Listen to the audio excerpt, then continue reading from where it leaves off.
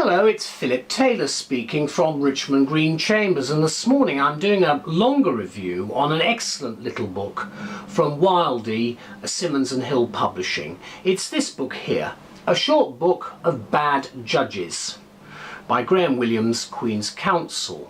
Now the book itself has got, you can see it's a very short book. It only runs to something approaching about 70 odd pages, a little epilogue at the back.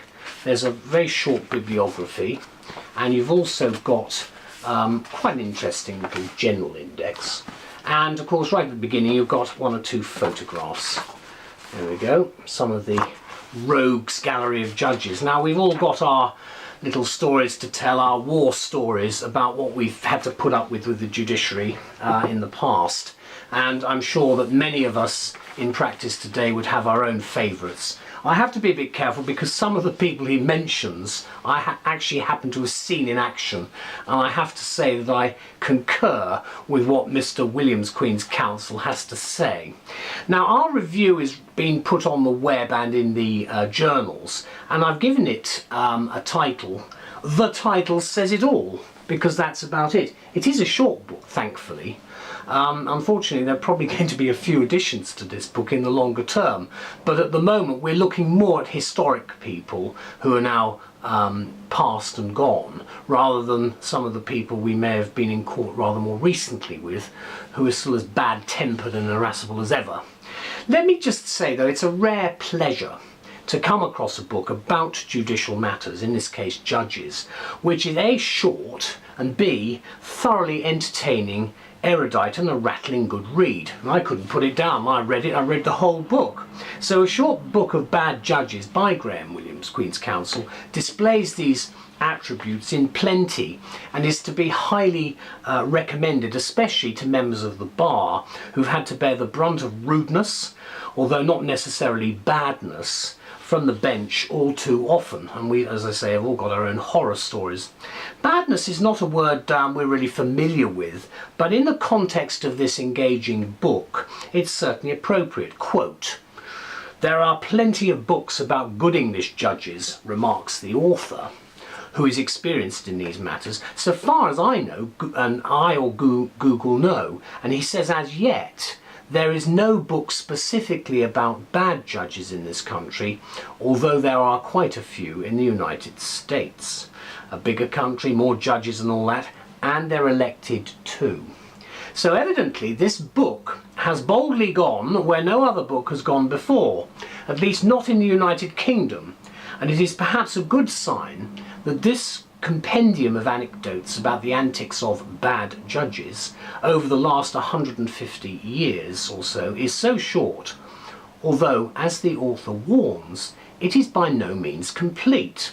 However, one can at least infer from this that bad judges have mercifully been in the minority, and I certainly think that's the case. The vast bulk are incredibly fair and balanced in what they do. I would say that, wouldn't I? But it actually is true.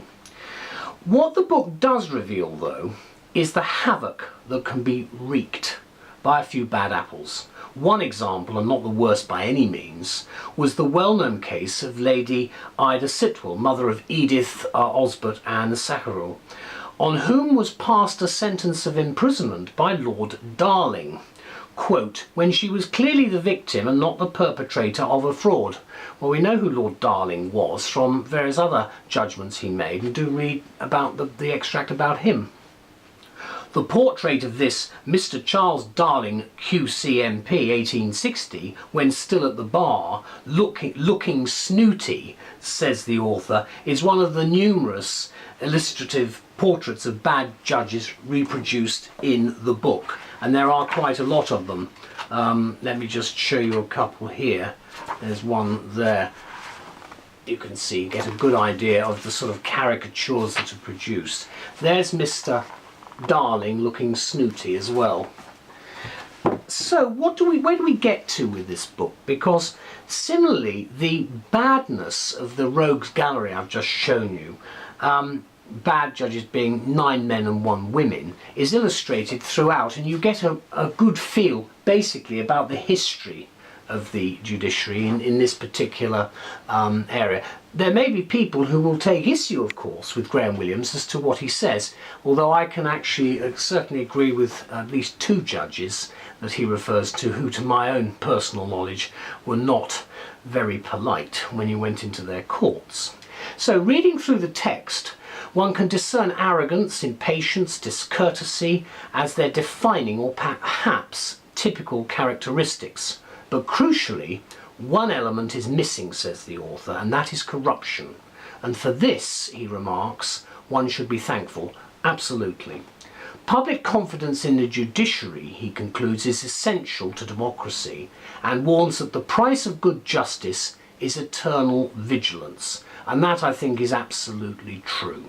So let me conclude by saying, with its wealth of anecdote, sometimes controversial opinions, and startling revelations, this book does achieve that elusive, unput-downable quality for which all authors strive. Williams has succeeded in our view here.